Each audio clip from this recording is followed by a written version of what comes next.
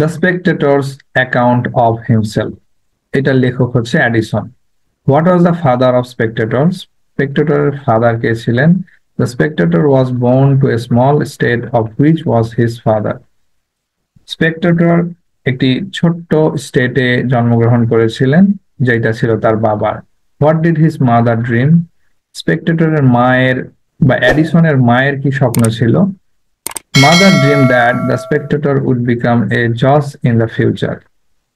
এডিসনের মা এটা স্বপ্ন দেখতো যে এডিসন ভবিষ্যতে একজন লয়ার বা জাজ বিচারক হবেন।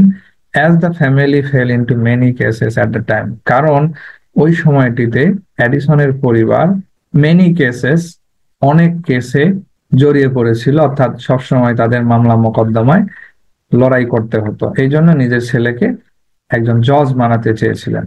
What do you know about his silence?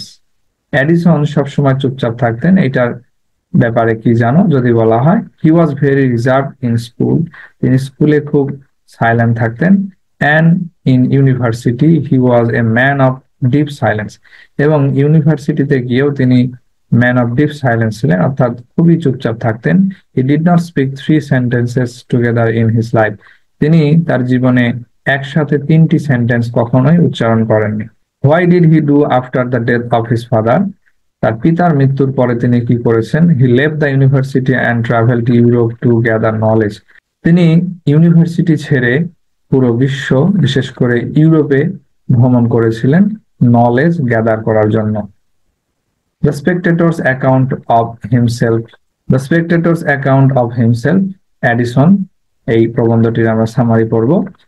The essay shows Addison's ability of characterizations. এই এসেটি এডিসনের যে ক্যারেক্টারাইজেশন এইটা শো করেছেন। Here Edison described himself as the spectator in the essay.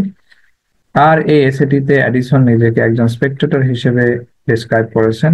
When he was born, যখন তিনি জন্মগ্রহণ করেছিলেন, his mother dreamed that Addison would be a great judge.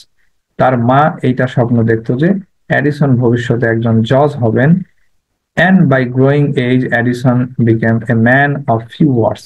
এবং Edison বড় হওয়ার সাথে সাথে তিনি অল্প কিছু কথার মানুষ হলেন, অর্থাৎ তিনি খুব কম কথা বলতেন। And he was reserved in school and possessed extraordinary talent. এবং তিনি স্কুলে, বিদ্যালয়ে চুপচাপ থাকতেন, এর পাশাপাশি তিনি এক্সট্রাঅর্ডিনারি ট্যালেন্টেড হয়েছিলেন।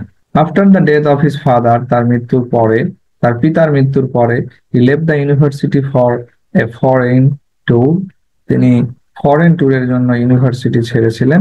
He gathered much knowledge about the surrounding and people, তিনি আশেপাশের মানুষ এবং পরিবেশের প্রতি নলেজ অর্জন করেছিলেন। In London he visited all the public places, তিনি লন্ডনে গিয়ে সমস্ত পাবলিক প্লেসেস গুলো ভিজিট করেছিলেন। But he had few friends, তার অল্প কিছু বন্ধু ছিল। He visited the coffee house regularly and took note of their happening, তিনি কফি হাউস এই জায়গাটিতে বরাবরই ভিজিট করতেন এবং সেখানে যে ঘটনাগুলো ঘটতো বা মানুষ এসে যে কথা বলতো, আড্ডা দিত, সেগুলো তিনি নোট করে রাখতেন। The experience of the coffee house was recorded by him and that was published in the Coverley Papers. Coffee হাউসের এক্সপেরিয়েন্স থেকেই তিনি এই কভারলি পেপার লিখেছেন, অর্থাৎ কফি হাউসে যেই সব বিষয় নিয়ে আলোচনা হতো, সমাজের যেসব বিষয় নিয়ে মানুষে কথা বলতো, সেগুলোই তিনি রেকর্ড করেছেন এবং সেগুলোই এই কভারলি পেপারস আকারে পাবলিশ করেছেন।